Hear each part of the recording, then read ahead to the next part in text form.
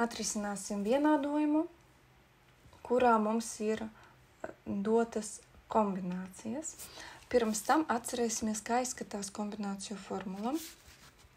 Kombinācijas nerakstīšu n pa k, izmantošu citus burtus. Izmantosim k pa m. Tas ir m faktoriāls dalīt ar k faktoriāls reiz m mīnus k faktoriāls. Kas ir faktoriāls? Faktoriāls ir visi skaitļi, visi veselie skaitļi, pozitīvie, reizināti līdz m. Tātad m faktoriāls, tas mums ir 1, reiz 2, reiz 3, reiz un tā tālāk, reiz m mīnus 1, reiz m. Jā, tātad reizinājums. 4 faktoriāls, tas ir 1, reiz 2, reiz 3, reiz 4. Un var to aprēķināt, tas ir 24. Ja tā tālāk 10 faktoriāls, tas ir 1, reiz 2, reiz 3, reiz 4, reiz 5, reiz 6 un tā tālāk arī līdz 10.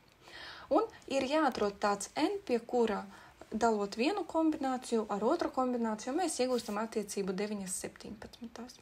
Sāksim ar to, ka uzrakstīsim mūsu formulas, ņemot vērā, kas ir mūsu k, kas ir mūsu m. Rakstam pirmo.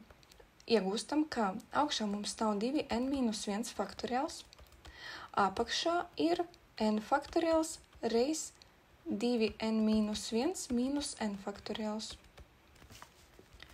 Dalam ar 2n faktoriāls, 2n iekavās, citādi jums sanāks, ka jūs divas reizes reizināt n faktoriālu, bet pa īstam 2n, tas ir divreiz vairāk reizinātāji, jā.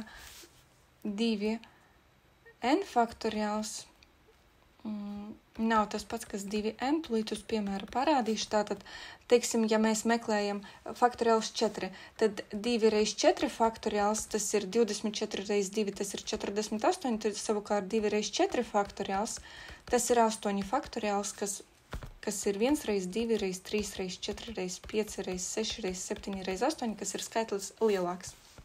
Tāpēc uzmanīgi lieciet iekavās visu. Un apakšā mums ir n-1 faktoriāls reiz 2n mīnus n plus 1 faktoriāls. Kāpēc? Jo šeit ir 2n mīnus augšējā vērtība. Un, ja mēs atņemsim augšējo vērtību, sanāks mīnus n plus 1. Ja, ja mēs ieliktu iekavās, tad atverot sanāks mīnus n plus 1. Un tas ir vienāds ar 9/17. Tālāk, dalot atceramies, ja, ka mēs otro daļu apgriežam, to arī izdarīsim un savilksim visu, ko varam. 2n-1 faktoriāls reiz n-1 faktoriāls reiz 2n-n plus 1, tas ir n plus 1 faktoriāls, un dalam ar n faktoriāls, 2n-1 minus n, tas ir n-1 faktoriāls, reiz 2n faktoriāls. Un tas ir 9/17. Tagad saīsināsim, skatāmies, ko mēs varam. Protams, acīm redzami, ka varam saīsināt n-1 faktoriāls, n-1 faktoriāls. Kāpēc mēs tā droši varam faktoriālus sareizināt? Tāpēc, ka tas ir reizinājums. Jāatcerieties, ka reizinājumus mēs varam saīsināt, tikai uzmaniet, lai nebūtu tā, ka jums ir daļa reizinātāja un pēc tam vēl ir kāds saskaitāmais. Tālāk, mums ir n faktoriāls un n plus 1 faktoriāls. Kā mēs varētu saīsināt to? Paskatīsimies, ko tas nozīmē. N plus 1 faktoriāls. N plus 1 faktoriāls, tie ir visi skaitļi reizināti līdz n plus 1. Tas nozīmē, tas ir n reiz n plus 1. Apakšā jums stāv visi skaitļi reizināti līdz n. Tāpēc, ka jums ir n faktoriāls.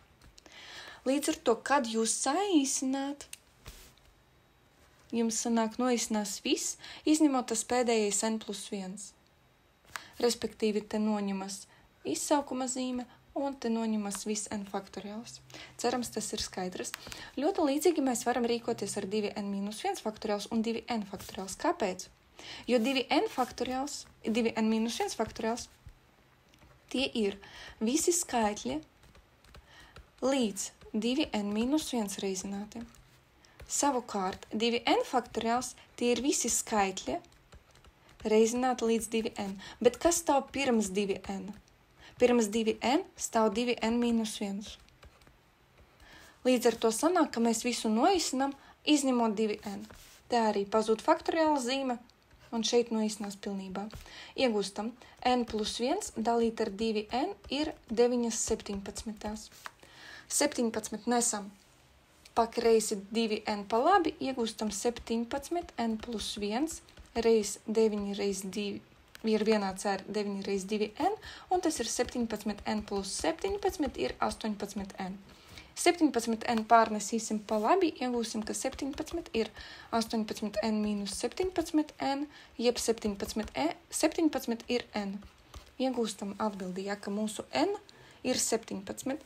Tādos uzdevumos uzmanīgi, lai jums beigās sanāk n vesels skaitlis, jo nevar būt daļveidam, jā. Daļveida vai decimāla daļa.